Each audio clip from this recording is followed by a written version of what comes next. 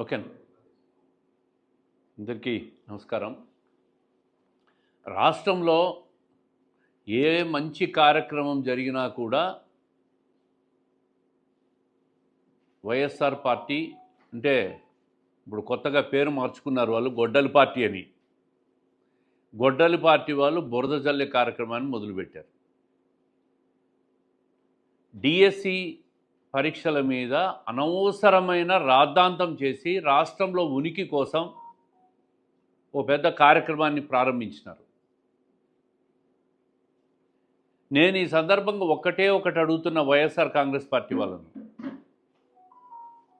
DSC పరీక్ష అనేది online విధానంలో జరిగిన పరీక్షనే అవగాహన మీకుందా అని అడుగుతా ఉండా. ఆన్లైన్లో పరీక్ష జరిగింది, దాంట్లో కూడా లోపాలు ఎత్తుకుతూ ఉన్నారు మీరు. చంద్రబాబు నాయుడు గారు 95 నుంచి 2004 వరకు ముఖ్యమంత్రిగా ఉన్న కాలంలో 7 సార్లు డిఎస్సి నిర్వహించినాడు.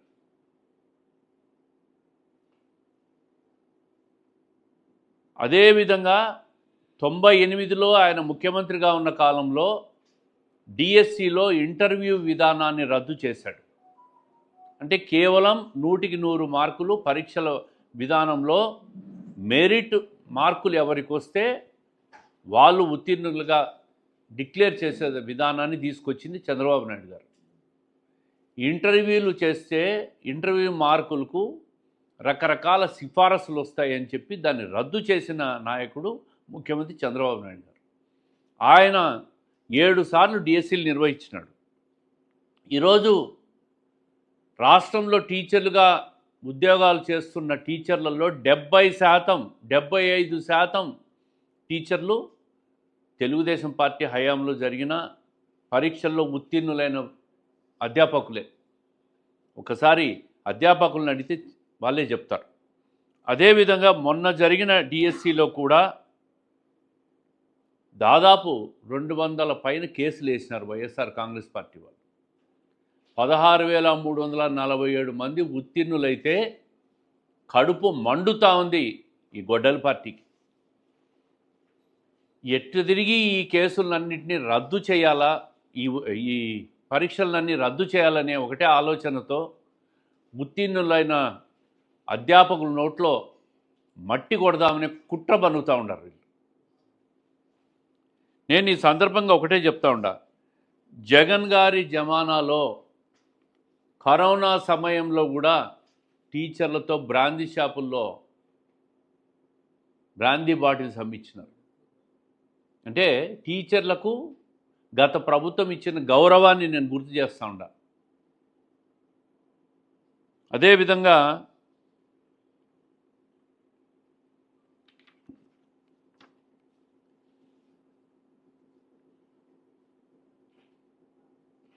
వారం నుంచి కూడా ధర్నాలు చేస్తూ ఉన్నారు గొడ్డలి పార్టీ వాళ్ళు.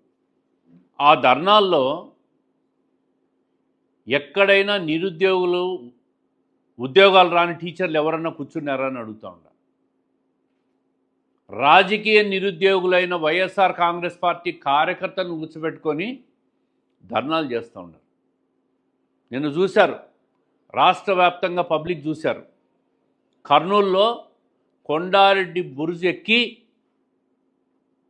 ఉత్తీర్ణులైన 16,000 చిల్లర ఉపాధ్యాయులందరూ కూడా గర్వంగా మేము పరీక్షలు రాసి ఉత్తీర్ణులైనాం, మా సమర్థతతో ప్రభుత్వం నిర్వహించిన పరీక్షల్లో మేము మార్కులు తెచ్చుకొని పారదర్శకంగా మేము ఉత్తీర్ణులైనాం, ఈ ప్రభుత్వం మాకు మేలు చేసింది, ఎన్నికల్లో చెప్పిన హామీని నెరవేర్చిందని చెప్పి కొండారెడ్డి బురుజెక్కి గర్వంగా టీచర్లందరూ కూడా నిన్న రాష్ట్ర వ్యాప్తంగా కూడా ఒక ర్యాలీ చేసిన విషయాన్ని గొడ్డలి పార్టీ ఒక్కసారి వీడియోలు చూడాలని చెప్పి నేను అడుగుతూ ఉన్నా.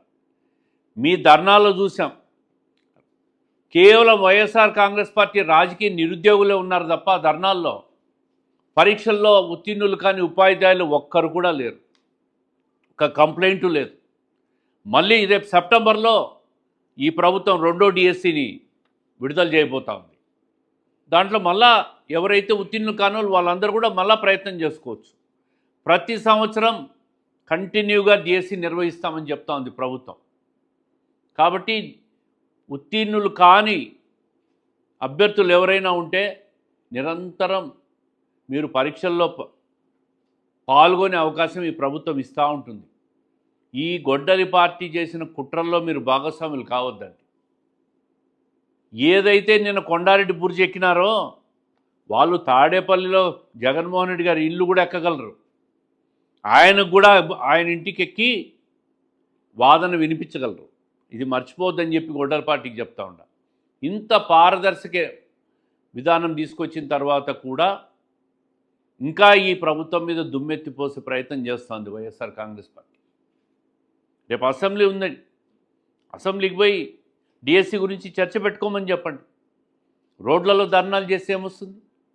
జంజీలు ఉన్నారని చెప్తా ఉంటాడు మా ధర్నాల్లో. 60 ఏళ్ళు 70 ఏళ్ళు నీ వైఎస్ఆర్ కాంగ్రెస్ పార్టీలో రేపో మాపో అన్ని రకాలుగా రిటైర్ అయ్యే మనుషుల్ని పెట్టుకొని నువ్వు ధర్నాలు చేసుకుంటా. జగన్మోహన్ రెడ్డి గారు కూడా నేను జంజీలో భాగస్వామని చెప్తాను. జంజీ అంటే యువత 16 ఏళ్ల నుంచి 22 ఏళ్ళు 20 ఏళ్ళ మధ్య ఉన్న యువత. వాళ్ళు దేశవ్యాప్తంగా ప్రజా వ్యతిరేక విధానాలు విద్యార్థులకు వ్యతిరేకంగా ఎక్కడైనా జరుగుతుంటే ఆందోళన చేస్తూ ఉంటారు. దాంట్లో జగన్మోహన్ రెడ్డి గారు నేనే భాగస్వామ్యం అని మాట్లాడతాడు. నీ మీద 13 ఈడీ కేసులు ఉన్నాయి, సిబిఐ కేసులు ఉన్నాయి, నువ్వు కూడా జంజీ అంటే ఎట్లా?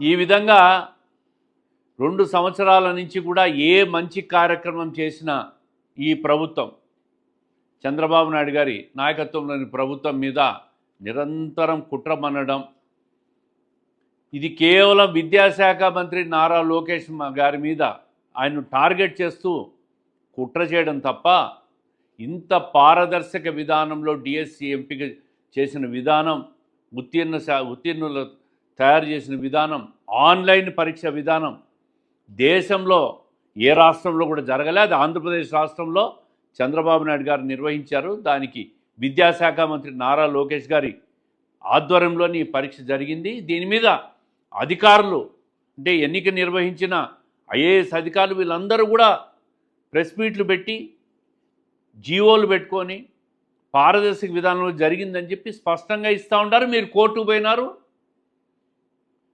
కోర్టులో కూడా మీకు చుక్కెదిరైన విషయాన్ని కూడా రాష్ట్ర ప్రజలు గమనించాలని చెప్పి కోరుతూ ఉంటారు. ఎక్కడైనా ప్రభుత్వాలు నిర్ణయం తీసుకున్నప్పుడు ఆ నిర్ణయాలు తప్పైనప్పుడు, తప్పనిపించినప్పుడు సమీక్ష చేసేదానికి న్యాయ సమీక్ష ఒకటి ఉంటుంది. న్యాయస్థానాలు సమీక్ష చేస్తాయి, హైకోర్టులు కావచ్చు, సుప్రీంకోర్టులు కావచ్చు.